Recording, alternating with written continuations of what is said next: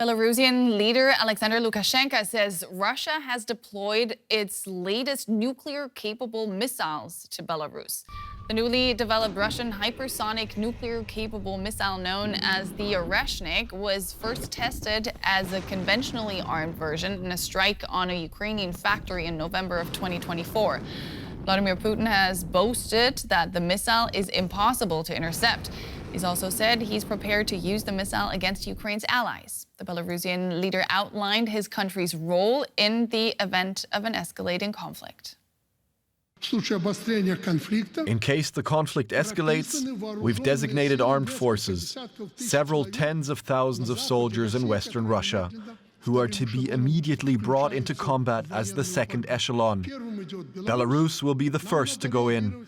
We have to respond, and then Russia supports us.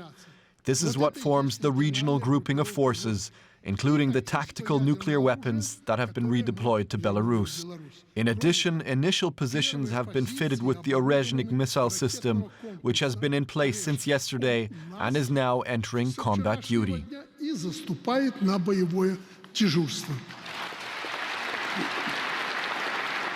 DW correspondent Sergei Satanovskii is monitoring the story for us from Riga. Sergei, bold posturing there from Lukashenka. How is this playing out in the Baltic countries? Well, in this statement, Lukashenko doesn't say which side could trigger such an escalation that he's talking about. But here in the Baltic states, in Latvia, Lithuania and Estonia, for all 4 years of Russia's war against Ukraine, there is deep concern that they could be actually, they could become targets of this attack from Belarus and of course from Russia, because it was from Belarusian territory that the attack on Ukraine began in 2022. And today, Belarus is being also accused here of carrying out hybrid operations, including the launch of large balloons in order to disrupt airport operations, for example. And that's why here in Latvia, Lithuania and Estonia, there is clear awareness, so to say, of the hostility coming from their neighbors, from Russia and from Belarus, and why these countries are now spending record amounts on defense, even by NATO standards. What message is Moscow sending to Ukraine and its Western allies by stationing these missiles so close to NATO territory?